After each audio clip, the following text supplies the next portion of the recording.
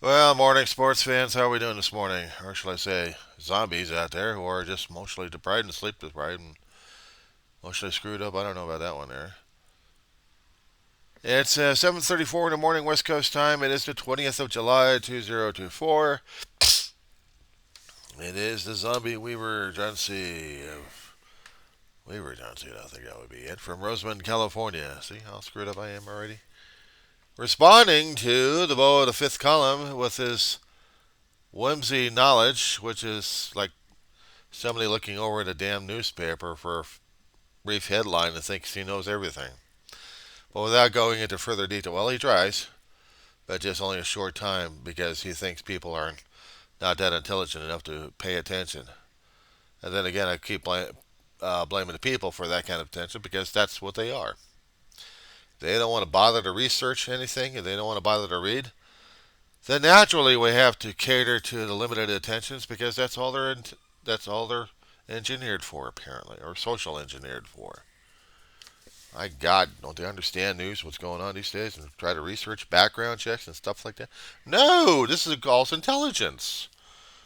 It calls for critical thinking in situations. Now, he brings up a topic that hardly ever was not catching the corporate media or the independents at this point over here. I can tell you one thing, he's very good at catching the oddballs. But then again, we have to assume the audience knows how to research afterwards. I don't because I see the little comments on there, but they don't research it enough. And he sure as hell doesn't give them anything else other than, well, did you hear about this one? Did you hear about this one? Well, let me tell you about this one here. Then after that, there's nothing else out there except marketing his crap on his descriptions. At least I try at times to put some descriptions in my links because I think they're relevant. So, well, he was talking about Ohio removing 160,000 voter registrations. Basically, I think it's the GOP trying to clean up their mess again. They want to make sure that they got 160,000 votes for Trump by limiting 160,000 votes of the Democrats. Read it between the lines, guys. But they're picking on the homeless. You pick on the poor, you pick on the lowly, and you say, well, you guys haven't been voting enough, so, and you don't have an address, so bye bye, you don't count. NIMBY! And that's why we have advocates out there trying to stick it in their faces saying, no, these people vote. They are United States citizens. Oh, no, no, no, no, no, no. They're not entitled to vote. Unless they can get to a place that they can actually use for an address. And most places don't do that. So there. In one aspect, would they trust other places, or actually would the other places trust them for an address? If they actually do have centers that could help out the homeless and use as mailing address and a drop off, they would have to know about it and go there constantly to make a presence known.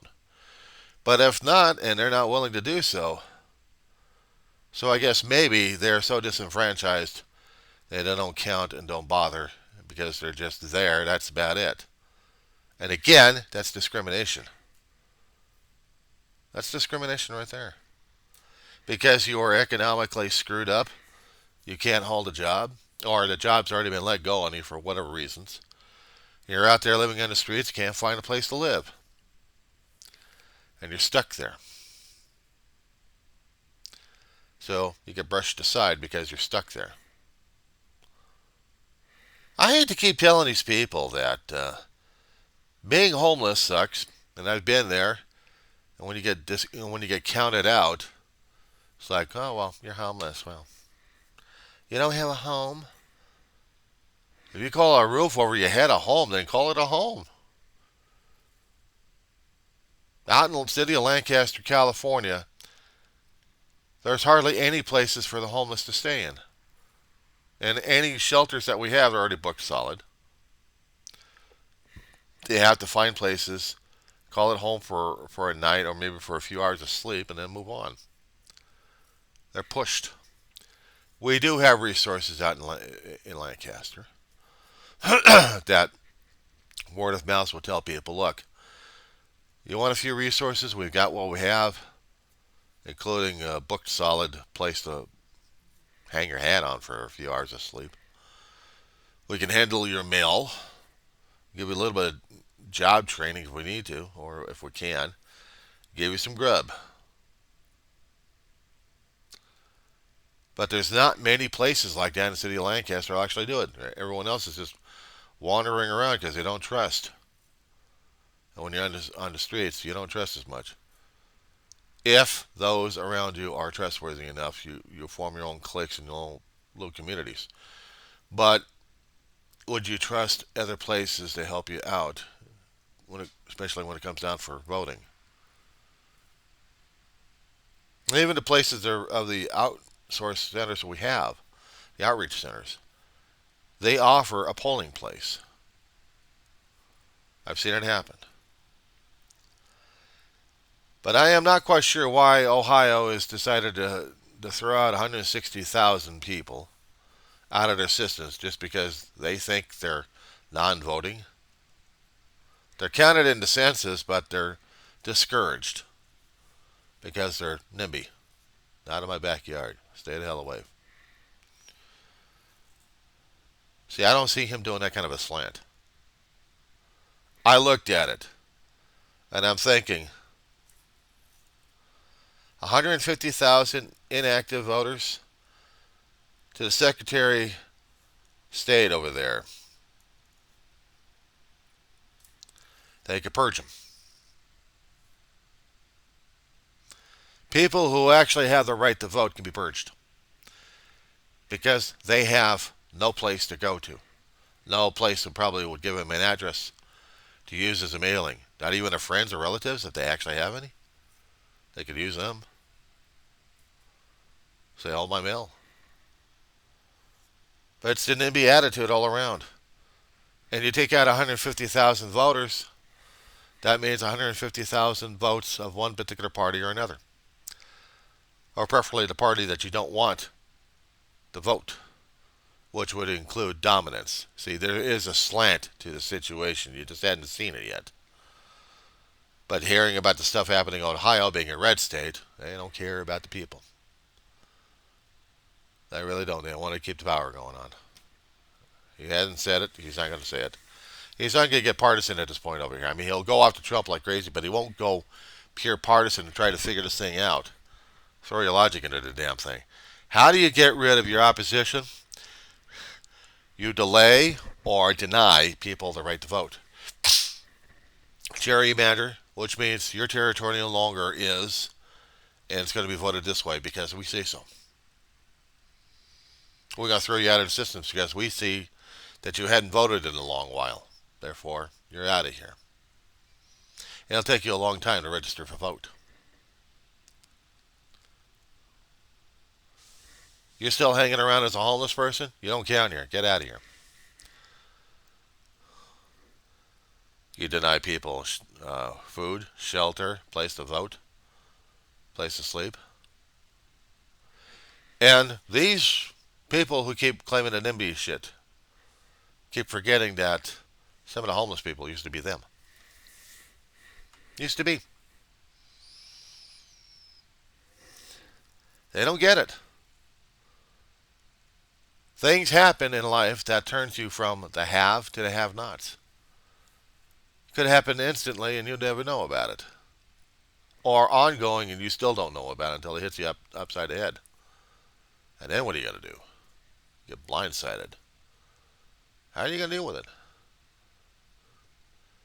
But he doesn't want to talk about that one. He doesn't talk about how the amount of 150,000 are going to matter to one party or another. Because it means that one party will probably have a little bit more dominance over the other party who's still trying to retain power at this point. Hello. It's a stall tactic. They can throw this into the court systems, but if the court are still backed up as conservatives, and they'll look at SCOTUS of saying, well, SCOTUS really made their ruling that homeless people really don't have any rights. And it's going to be up to the individual states in the lower courts to make that kind of determination, just how far the rights are going. See, if you don't own property, you're screwed. If you're not under a roof, you're screwed. Can't feed the homeless in the park. Why? Because it's against the law. They're not like animals, they're human beings. But they don't look at them as human beings. And that's what I got a problem with. When a county, when a city, when a state makes that determination that you're no longer human, isn't that federal? Isn't that civil rights we're talking about here? Isn't that federal rulings? Unless, of course, the federal courts have said no, only the NIMBYs rule, and you don't. You're not.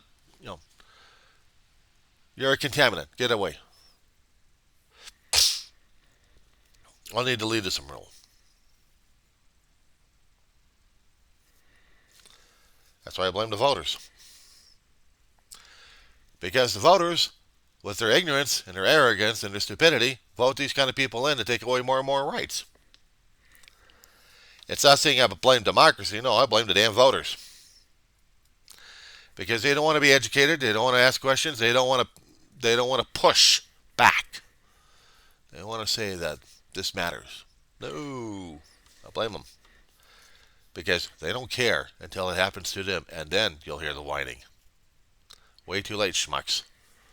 Where was your opinions? Where was your actions needed when it was asked for, when it was demanded, when it was right in front of your face? But you said no.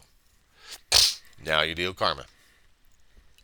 And now we all deal with karma. Because good people don't do shit. They stand around thinking somebody else is going to take care of the job when it's right in front of their face. My God, it takes an effort. It takes a Herculean universal action of kindness, of empathy, of action, of something to care about. No, I'm sorry. Why is it concerning me? NIMBY, not in my backyard. Get away. Get away. Get away.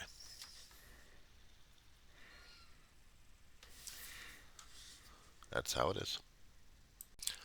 Why am I so hot on the collar on this thing? I hate scant information. Give me some stuff I can digest and chew on. It reminds me too much of some people I grew up with reading stories about the things they read in the paper, and then just the headlines would tell them what they think they knew and dealt with that, but not the meat of the story, not what the journalist would be asking. Who, what, where, why, and how. If you knew those 5 criteria, then you figured the entire story and how it affects you a great deal. Not just, oh, well, did you know about Ohio? They're getting rid of 150,000 people and how this might affect people, might affect this way. But this guy says it this way, that if they don't do this, they won't vote. Well, maybe it's true. Maybe it's true. You don't even see the political ramifications on this damn thing in the first place, do you? And it goes worse than that. It's treating people as if they're not people anymore. Well, Evan out here in California, you think it's the blue state around. But no, we already got our red spots in our territory. And they still do that to the red people. And do that to people, period, whether or not they're blue or red. Politically colored, that is. And I've seen it happen. It sucks. I've heard the political rhetoric coming from some people, at least on social media. The keyboard warriors with their big mouths. Now, sometimes the big mouths have a way of trying to influence things by telling stories to people online or actually people in person. You get so influenced by one political party, you think that's the only thing that they know of without knowing about the other party. I don't even think you know your enemy that bad, and sometimes I think I do. But then again, I want to be surprised if there was something else I didn't know about or should have known about. What if, and I'm going to say this, what if California actually ever decided to do the same damn thing? My God. Let's do a search on that one, shall we? Let's do a Google search. Let's see if California, in its lack of infinite ways, are doing that kind of shit. What do you know? What do you know? Okay, Sacramento Bee. Shall we explore that one? Try this one. Okay, so this is coming from the Sacramento Bee, um, going through Yahoo News, dated February 8th, 2024. Headline read: Supreme Court ruling on Donald Trump's presidential run could affect California. Here's how. Done by Jillian Brazil. I'm PDF in that one. I don't have a printer out here. I just PDF files left and right. Store them, save them. Makes good research fodder. I got scattered all over the place. I don't have just one. I am scattered all over the place. I need it sorted, I need to be more organized, but not my style. So I'm still waiting for the computer to get this one. Here we go. Here we go. Okay, start that damn thing. Supreme Court heard arguments, according to the article, Thursday on whether Donald Trump's going to be disqualified from another term as president over the January 6th attack on the Capitol, and depending on the outcome, California could be able to remove the former president from the general election ballot. Still, justices on Thursday. This is back in February, by the way. Nothing recent. This is all speculation before the rulings came out, if there were any rulings. Justices on Thursday seem unlikely to affirm a Colorado Supreme Court decision that moved to bar Trump from the state's ballot. Rather, justices from across the political spectrum question whether a single state should be able to disqualify a national candidate and what the political and legal ramifications of allowing that to be. Now, we're talking about removing a person from ballot. Well, what about removing people from ever being able to vote?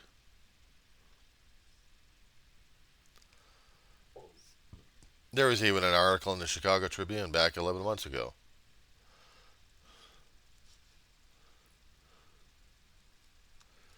I'm just doing the search right now. San Joaquin County opposes state's voting system. What will it mean for future elections? See, articles actually bring a bit of knowledge if you happen to look at the thing, and just not the headlines. You got to read the entire thing, or actually as much of it as you can. This article I'm looking at about San Joaquin County was back in October 16th, 2023. This is what I mean by researching. I mean, people have already done a research on their end to post the information to be factual as possible. Maybe slanted enough, but they try to be factual as possible, and it's through those articles that we also get knowledge as well. Now keep this in mind. Every time humanity has created works, there is always lessons in material being presented to the world. There are always lessons, including if people wanted to get holy than thou at this point, they'd look at the Bible as something pure. I'm like, bullshit. It's not pure. It is a collection of stories that we have in there. It's a collection of faith that we have. And we look at the stories through their eyes of the reader, actually through the writer, who is presenting their opinions of what things are happening right now under their viewpoint that we are following like crazy. If this is the only viewpoint we got, then I guess that we're stuck with it. Unless, of course, we have something to counterbalance it. Unless it's something factual and authentic, which means we backtrack to make sure the sources are accurate. And reporters are supposed to do that when they're doing research. People who are doing research papers have to do this. 5 or 6 sources for one topic. You ever been a college student before, or actually been a student before, and they're asking for about 1 or 2 sources? Now, surely when we got through junior high and high school, we had to go through sources, right? We had to go to the bookstore. Actually, not the bookstore, but we had to go to libraries. Pick out the books of the topic that we're doing it on, write the notes down, but we have to get the information of what the book was in the first place. Who wrote it? When was it written? When was it published? Who was the publishing house? Who was the author? Title of the book? All the information out of the book. And then we had to use that information as bibliography. Or they would call it different words for that one, but still a bibliography. And we would put that in our reports. As kids, that's what we had to do. 2 or 3 sources. Not so much. Or even we're doing a book report. You're doing a book report off of one book.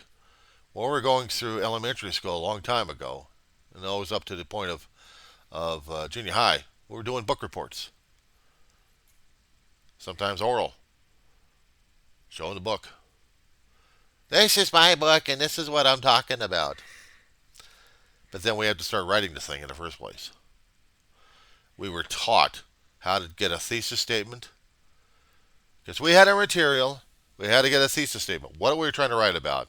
And then we would point out a few questions.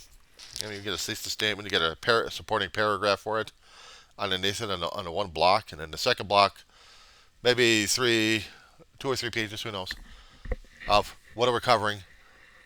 Actually, it's the first page. We'll tell you, okay, this is what we're covering here. This is the steps. And then the rest of the page is maybe about up to 4 to 6 pages. Then we would have to support it. And at the end of it, there was a conclusion paragraph. And then you put your bibliography in there. Oh, the fun part was when you got into serious writing on this one, you really had to point out how the information in the bibliography was being applied on the topic matters, and we would have to make little funny annotations, marks, punctuations, and stuff. Just a little bit of an author description, little title there, and say, oh, it falls under this, it falls under this, it falls under this, it falls under this. In college, we had to redefine it like crazy. We had to study the APA, APL, and MLA formats, depending on which particular topic we were picking. If I was picking social studies or just basically liberal studies or liberal arts, oh my God, he used your liberal terminology. Wokeism! Okay. That being said,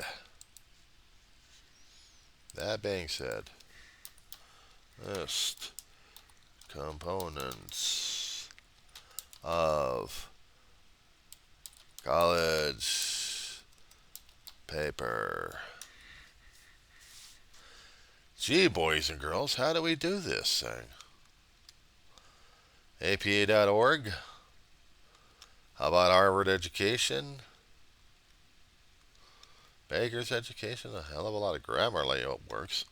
People depend upon Grammarly, don't they? We used to have to be knowledgeable on stuff like this. Good Lord.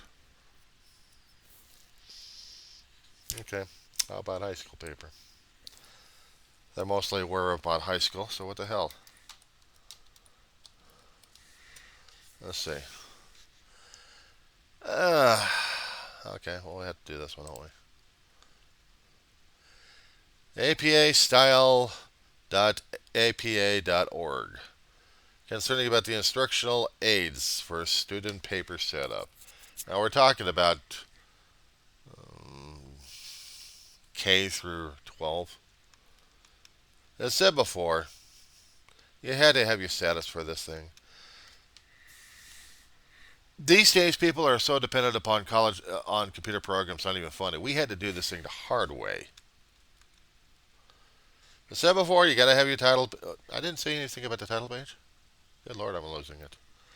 Well, you had to have your title, author's name, affiliation, course number, instructor's name, due date. Not in college papers, but some of the other papers anyway. Alignment of the damn thing. Setup, text elements. Oh, yeah. I want to get down to the end. Reference.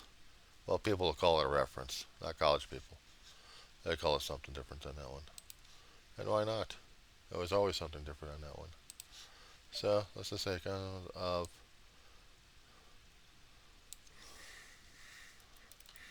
back to college paper. go back over to APA.org again. And basic setup for the damn thing. Font spacing, page numbers, title setup. The one thing I was looking for that my brain is kind of fritzing out on, well, they would call it references. We called it works cited.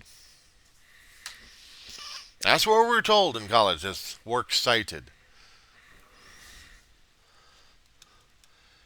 What was it? Al Purdue was the main one that people actually go through. One of the programs, anyway, that was recommended back in the college. I'm still attending right now.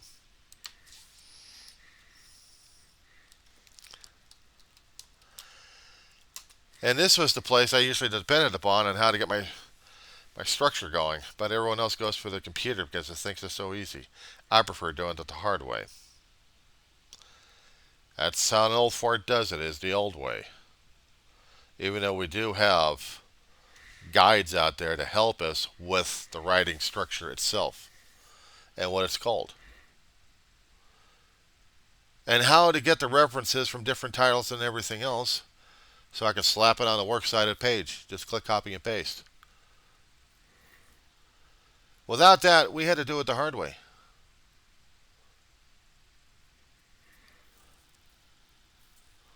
But it was some skills we had to learn K through 12.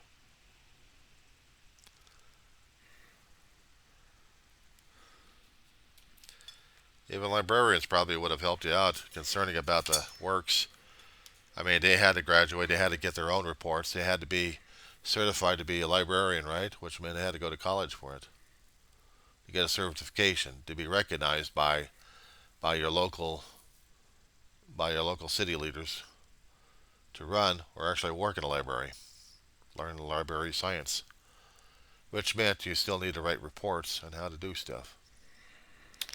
Think about that one, boys and girls. See, if you're not educated, if you're not actually learning stuff, reading about stuff, practicing it,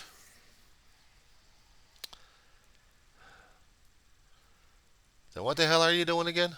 Where's your enthusiasm? Where's your interest? Where's your necessity? Let everyone else do it for you? Oh, give me a break on that one.